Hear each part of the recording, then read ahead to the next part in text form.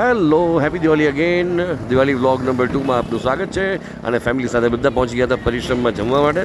અને એક સાથે નક્કી કર્યું હતું કે આ વખતે રસોઈની કોઈ ઝંઝટ નહીં, સીધા રાત્રે પરિશ્રમમાં જમી અને સોસાયટીના કમ્પાઉન્ડમાં ભેગા થવાનું.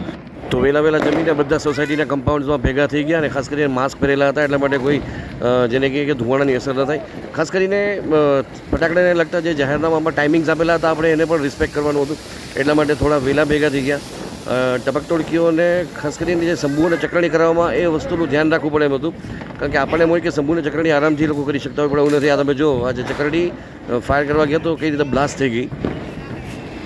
તો આ રીતે પણ આપણે એકદમ જેને કહીએ કે આસાન દેખાતા ફટાકડાઓ જે છે બાળકો માટે એ પણ ઘણી વખત બ્લાસ્ટ થઈ જતા હોય છે, નુકસાન કરી શકતા હોય છે. તો એ વસ્તુનું ખાસ ધ્યાન રાખવું અને મોટાઓના ઓબ્ઝર્વેશનની અંદર આ પ્રકારના બાળકોને ફટાકડા ફોડવા દેવા.